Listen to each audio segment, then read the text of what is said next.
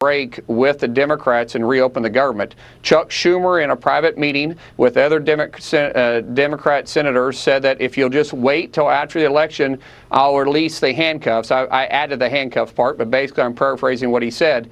The reason why is because they're afraid their base wouldn't show up today in Virginia, New Jersey, and in New York. So it's been about politics. It's never been about policy. It's been about holding the American people as leverage points, regardless of the damage they cause to the livelihood of these individuals. But elections are more important than the Dems because why? They know their polls is at the very bottom than it's ever been for the Democrat Party, and it's shameful what they're doing. Well, it's what they're doing. Like, this is Chuck Schumer and Hakeem Jeffries' strategy.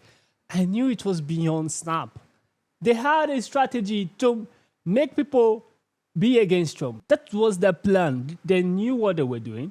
That is why whenever they have an interview, they always want to blame Trump.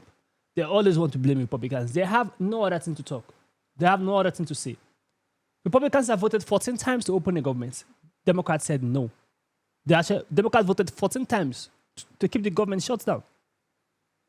It was a political game, guys. I said these people have no interest of you at heart. They're all playing politics. Today is election day in New York City. Did you vote for Armani or Cuomo? Look, I voted, and I look forward to working with the next mayor to help New York City. We all know who you voted for. It's obvious, Madani. We all know who you voted for. This man is playing politics with Americans. People who feel like it's a policy. He's doing the right thing. I've said this several times. This man is playing politics. He's using SNAP benefit and government being shut down as leverage. Question affordability in this city, living here is top of everyone's mind. It has gotten obscenely expensive to live here, to do anything here. So you're proposing free grocery stores, free buses, $30 minimum wage, all of which sounds incredible. Cheaper groceries, not free groceries. Excuse me, cheaper groceries.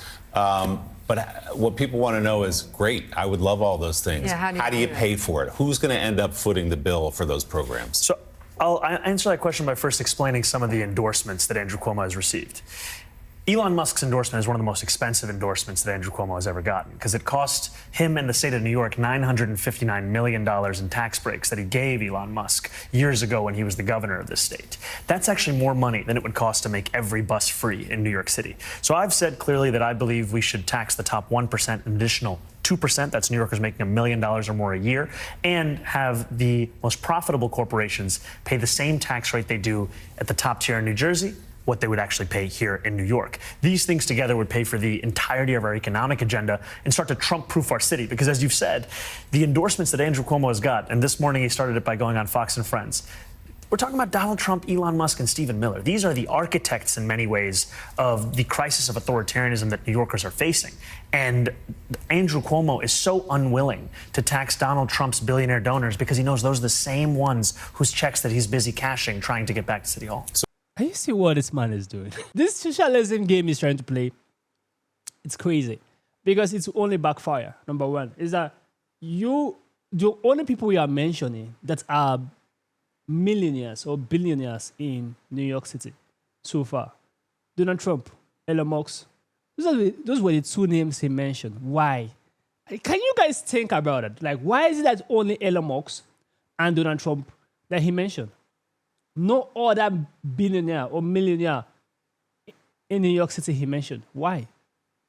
This man is playing politics. He's just using those people's names to get relevance and to trend, to make himself well appraised or accepted by a lot of these trans people and people who support no kings. Do you understand?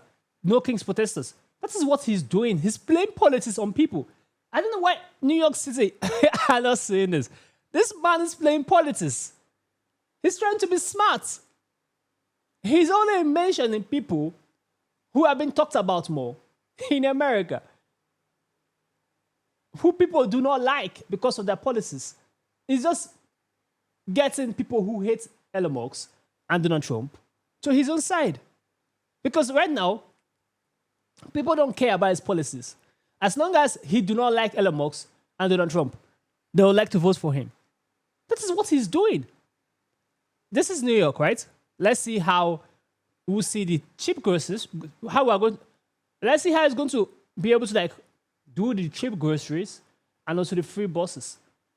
Because he's lying. This is politics is playing on New York City. It's playing New Yorkers. And I'm surprised they can't see this clearly.